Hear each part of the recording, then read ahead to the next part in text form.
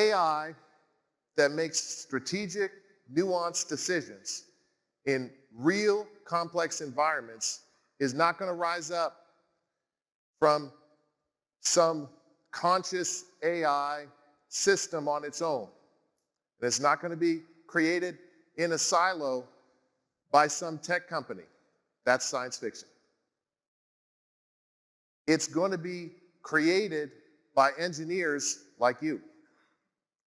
Now, you may not be the one in your organization to build autonomous AI, but someone in your organization will, and that's why I want to talk to you about autonomous AI, the new environment that you will need to secure.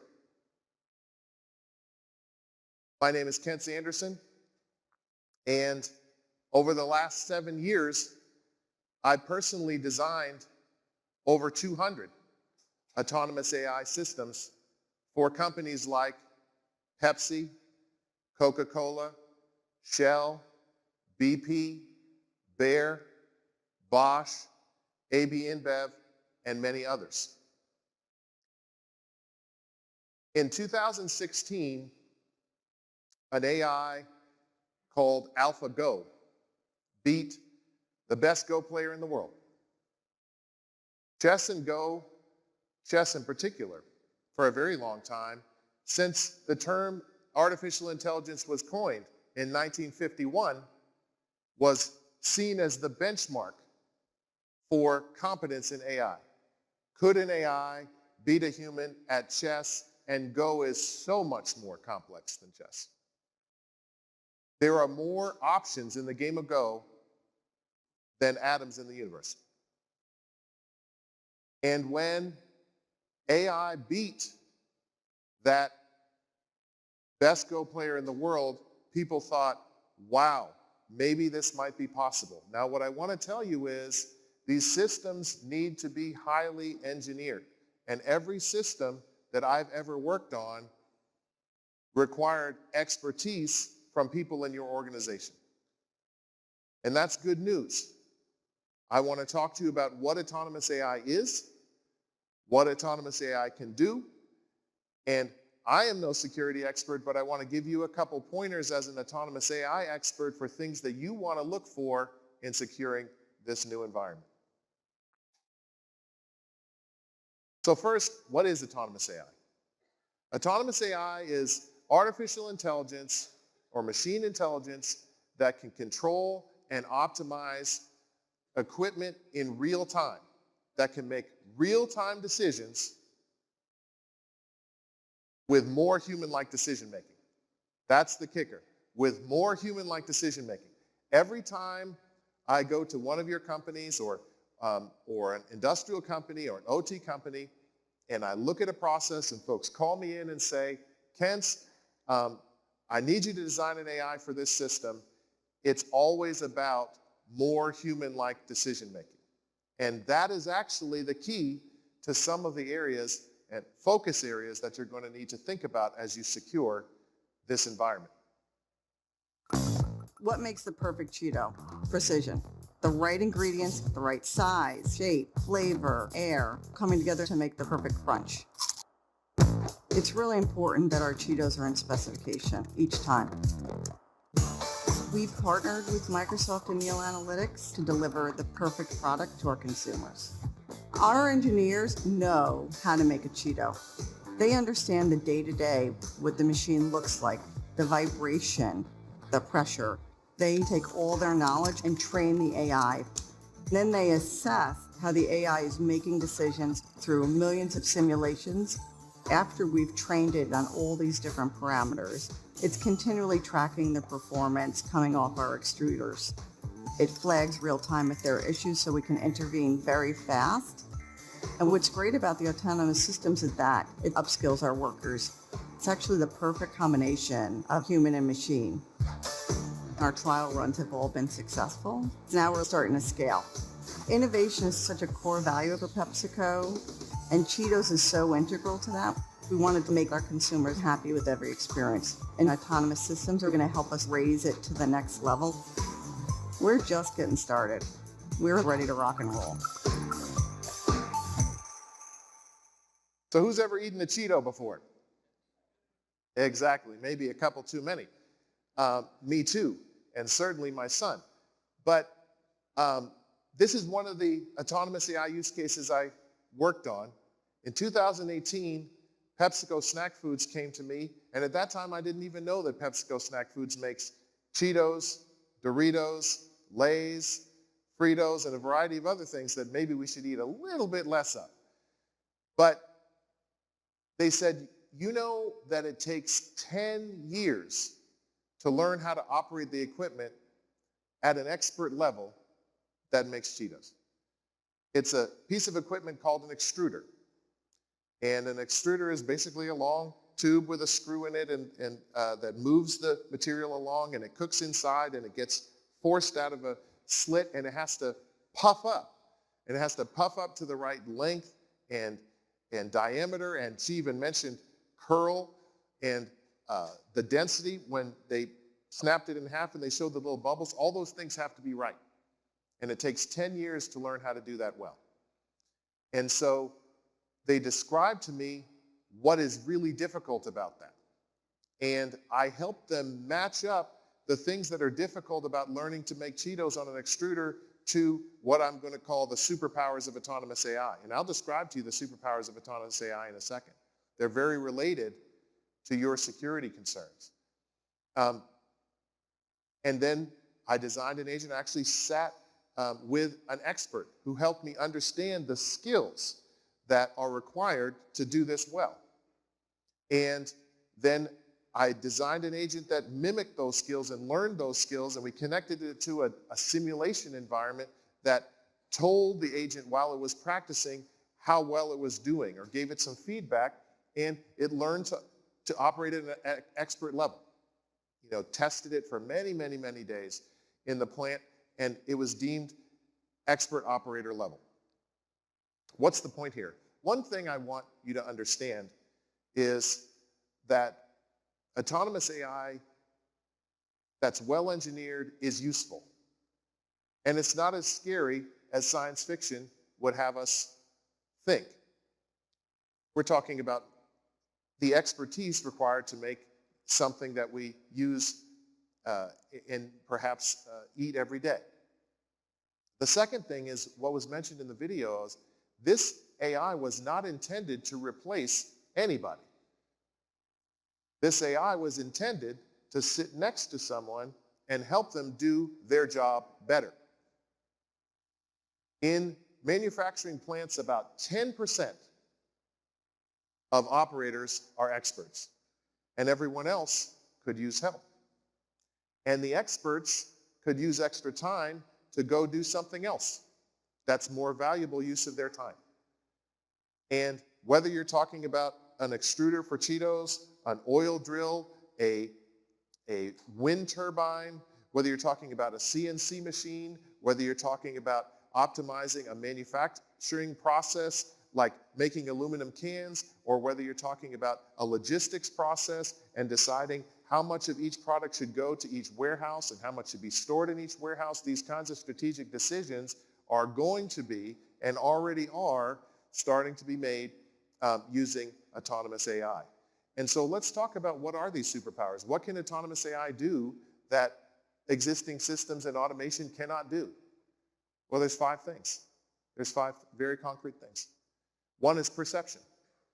When I go into factories, many times folks tell me that in order to be an expert at this, you're going to have to see what's happening. There's sensors in the control room. There's screens in the control room that are telling the temperature, the pressure, the thickness, the waviness. There's lots of information. But folks are saying, listen, unless you can see this, then you can't be an expert at controlling this. I worked with National Oil Well Varco. They make oil field equipment, and an expert machinist told me that CNC machines, spinning tools, they look like drill bits. As they cut metal, they make up to 16 different sounds. And he told me, you know the reason why I'm the expert and why I can beat all this software and why I'm better than these folks? Is because I hear what the tool sounds like. And so I take the sensor measurements, the temperature, the flow rate of the lubricant or the coolant, the speed of the tool, and I combine it with what I'm hearing, and that's how I get expert control. So I designed an AI that had one piece that listened and was able to classify up to 9 different sounds, and another piece that made a decision about how to control the equipment. More expert control. The second superpower is learning itself. Learning is, in the context of industrial processes, gaining expertise by practicing and getting feedback. And when you practice under feedback, you can learn how to adapt to lots of different situations and scenarios. And that's one of the challenges with existing automation. That's one of the challenges with, say, a new or a novice operator. That's one of the challenges with a rule-based system is they know what to do in very specific situations, but they don't know what to do in all the situations, and that takes practice. That's what learning is about.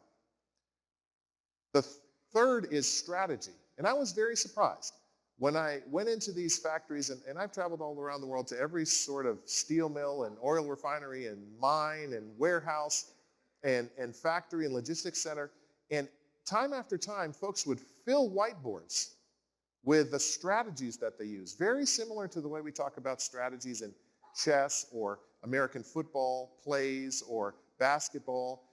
They would say, when the environment looks like this is what you should do. This is the strategy you should use. When the environment looks like this is the strategy you should use. When the process is in its startup, this is the strategy you should use. When the process is in transition, this is the strategy you should use. And so giving AI the ability to strategize is crucial to succeeding in the real world. And it's possible. And actually, even AlphaGo showed us that by learning some of the basic and more advanced strategies. Planning. Forward planning is about looking ahead and considering options and thinking about what might happen if I do this and what might happen if I do that. That is a human-like quality of decision-making that is missing in many and most automation systems that is available because of autonomous AI. And then the last is deduction. Deduction is very interesting. Deduction is when we build into our intuition through experience and expertise the ability to understand some of the things that are happening even though they're not measured. So back to that Cheetos extruder, the corn that goes into the extruder to make Cheetos, you can't measure how wet it is and you can't measure how fat it is.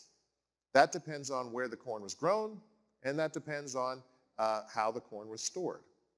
And what was really interesting is when you see an expert operator, and this is true for many, many different processes. I'm just giving you this one example. The operator would be continually turning the knobs on the process, changing things, and then a new batch of corn would be put in, and they'd say, oh my gosh, that's wet corn. But no sensor told them that. How did they know that the corn was very wet? Because they deduced it by how the Cheetos started turning out. The Cheetos changed in how they started coming out of the process, and by experience, they knew, oh, that change means the corn's wet. That's deduction. And the autonomous AI, in this case, that learned to become an expert operator, had that same deduction. So this is where I'm hoping you can pick things up and say, well, if now there is a system that has perception, what kinds of things do I need to do to secure it? If there's systems that can learn or become adaptable, if there's systems that can strategize, that can plan, or that has some sort of deduction, what do I need to do differently in order to secure it?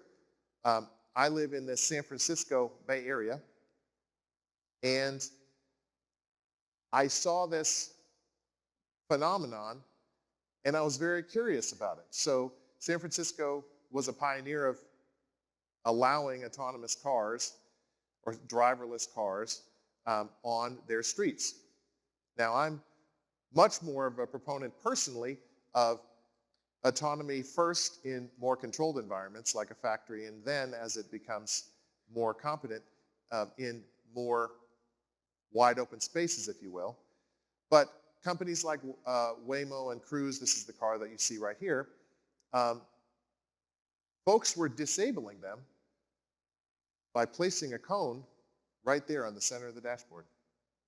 Have any of you guys seen the news of this?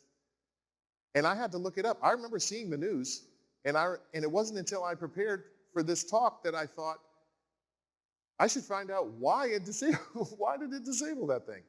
There was I wouldn't even call it a bug. There's a particular attribute of the perception system that is that you can interfere with by placing a cone in exactly that spot. It has to be in exactly that spot. And then the car can't move. The perception system is disabled. And folks were doing it because they were frustrated because the cars were maybe parked in different places in their neighborhood, or there were too many of those, and there was a specific protest, I can't remember the name of the protest, about this. So what about the perception system in the autonomous AI that your colleagues built? Is there a way to hack that or disable that? There's this picture here is of a company that's creating clothing that can trick facial recognition systems into thinking that you are a zebra or a giraffe. So if you wear this clothing right here, most facial recognition systems will think that you are a zebra or a giraffe. Machine learning perception models can be hacked, can be tricked and fooled. It's not hacked maybe in the same way as a traditional, cybersecurity event, but I'd say that's hacking. Similar misperceptions can cause safety or costly manufacturing issues in industrial settings. So, with great power comes great responsibility. We have these superpowers of autonomous AI, and now they need to be secured.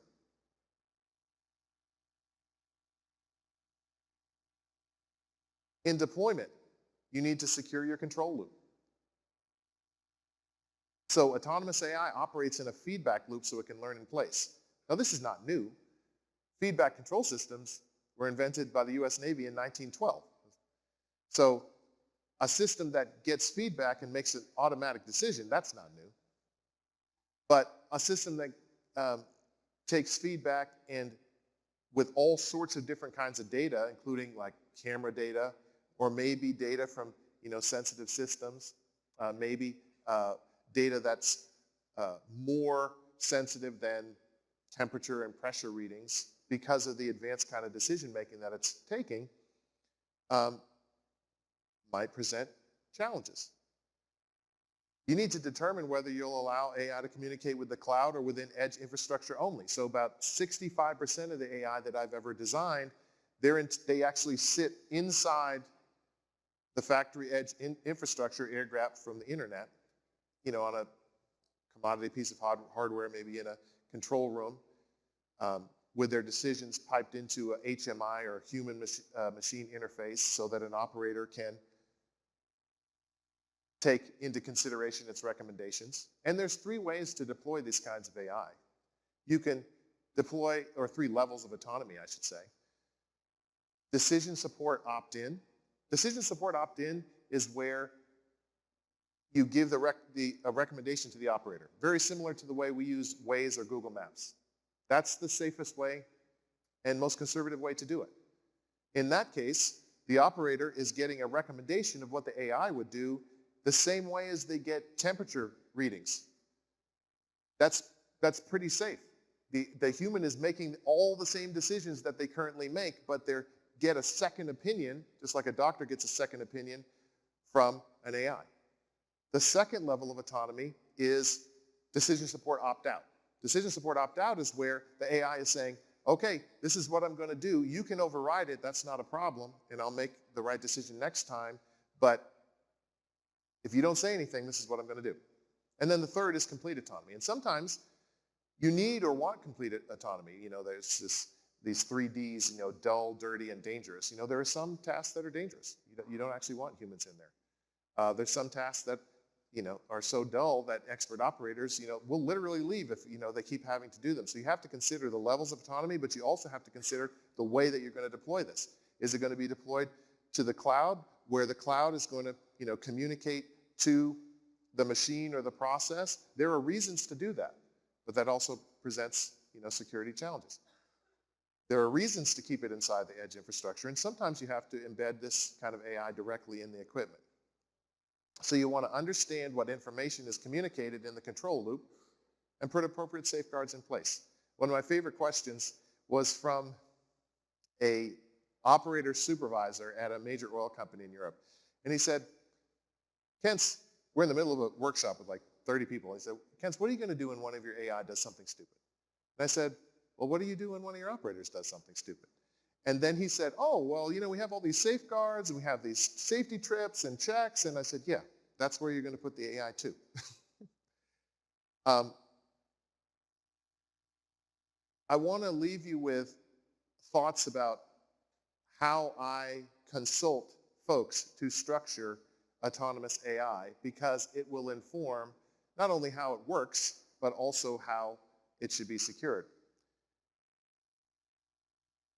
If you see this AI at the top, there's sensors. That's the information that's coming in from the system about what's happening. The temperature readings, the pressure readings, the flow readings, things like that. At the bottom is coming out decisions. That's what to do. The AI is deciding how to control that extruder or that oil drill or that logistics process. And then it trains in a simulation environment, but once you deploy it, it's actually the real environment that's giving the feedback. Now, I like to structure my agents in 2 layers. The perception layer that gives it the seeing, the hearing. This includes prediction, classification, clustering, all those sorts of things belong in the perception layer. They're adding additional information than what the sensors report. And then the skills layer is where the decisions happen.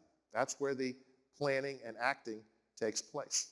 So as you consider in your organization and take a leadership role in defining how these things will be deployed, and I need to tell you, if you don't get involved, your businesses will not see the ROI of this. 87% of all machine learning models never make it into production. 87%.